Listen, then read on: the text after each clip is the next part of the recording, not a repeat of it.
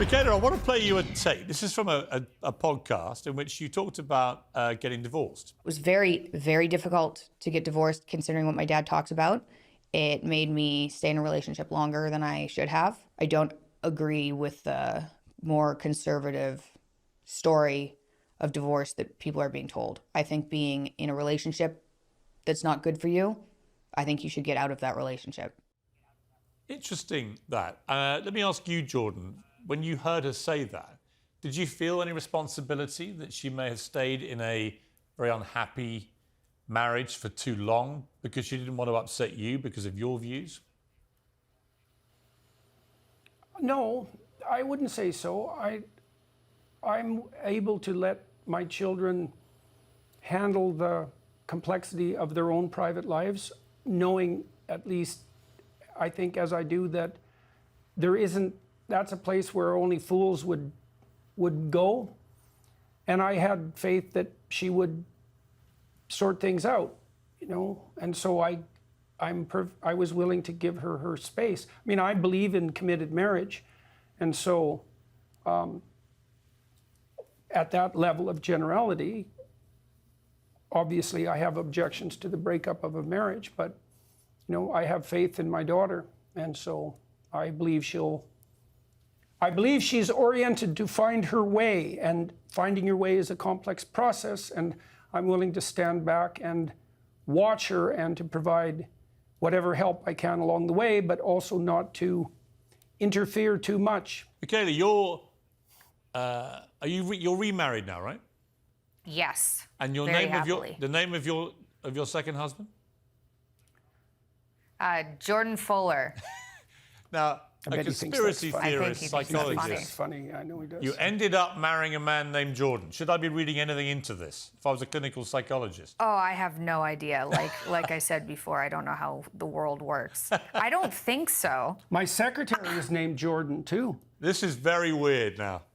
Everyone in your world is Jordan. This is like being in Barbie world. Yeah. Well, that's let me ask especially you. true with Michaela because her husband looks like Ken. Is that true, Michaela? Yes. That is like 100% true, yeah. I want to play you both a clip. Your dad's had a lot of feuds with people. Some he starts, some he doesn't, some he just gets picked on for the sake of it. There's a lot of feminists who he winds up very successfully, I would say, because they're very easy to wind up. One of them is Caitlin Moran, who's currently in America, and she's using your dad a lot, ranting away about him. And here's one clip of her talking about your dad. He shared a piece to his 10 million followers in which I think I do a pretty good demolishment job of his entire career and oeuvre. The advice that he gives is either the kind of stuff your mum would say for free, like make your bed, pet a cat in the street, or mad stuff about lobsters. I didn't even go to school at a university, and I was halfway through his book going, I'm fairly sure I can demolish a great deal of the logic in this book. This guy is not the smartest guy in the world. He's just a man in a waistcoat who sounds, to be honest, a bit like Kermit from the Muppet Show. Kermit from the Muppet Show. Your thoughts? Well, that's true. I do sound a lot like Kermit from the Muppet Show. So that was the one thing she said that was accurate. That's not even her joke, though. No, it's That's not. not clever if you steal it from somebody else. No, it's an old joke. But it was a good one when it first came out. Mm-hmm. So what do you think of her? Sounds like she'd be fun at a party. Or as your mother. Yeah. Or as your Have mother. that as your mother, yeah. Yeah, yeah. Michaela, I bet her do you kids think, Michaela, didn't that make people their like bed. Michaela, do you think people like Caitlin Moran, do they just basically misunderstand what your dad really is about? I don't even think they're capable of understanding what he's about. There's too much arrogance there. Mm-hmm. You can't be that arrogant and assume you know everything and then read something and learn, or read anything and learn. Right? That's why you don't cast pearls before swine, dear. You know, Jordan, my sons, as I think I've told you before, are all big fans of yours. And they just said to me, they got one question, which, what advice do you give for children who are the children of controversial public figures? Well, you know, Michaela has leapt out and taken the opportunities that came along with that in the public way. My son Julian is a more private person, and he's chosen to erect barriers around his family and not to face the public as much, although he has played his music at my lectures, and he works with me.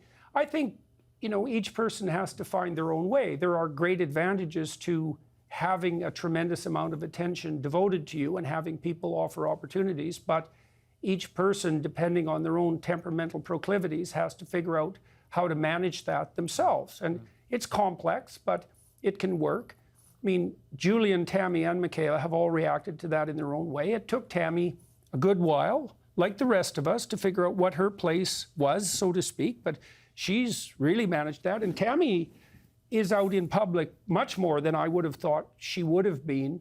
You know, if I would have guessed, if I would have been able to see into the future 10 years ago, she's become quite an accomplished public speaker, for example, and she certainly didn't think that was in her cards, or in the stars.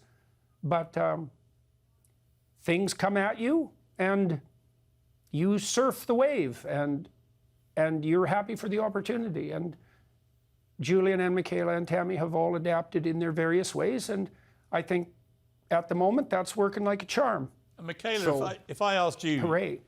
Michaela, obviously the family's gone through this extraordinary 6-7 years or more now, involving some extraordinary challenges for you all personally, which would have happened anyway, or perhaps not actually in your dad's case, but certainly for you and your mum.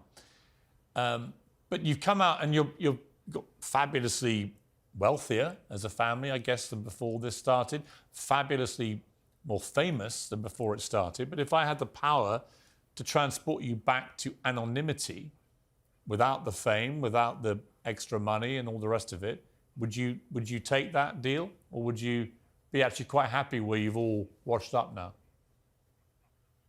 Oh, there's no way I would take that deal, even with everything we went through. I was talking to my husband the other day about why I'm interested in making money versus why he is, and he said he always liked expensive things, basically. And I said, I'm like decked out right now, but I also didn't mind buying things from thrift shops and decorating my room that way. I didn't want to feel vulnerable anymore from not having enough money. And so my yearn to be successful was always so that I would be less vulnerable, so that when I had a problem, I had money to help me solve it. And that was my motivation. And so I wouldn't want to go back to before, because I feel more secure and less vulnerable now.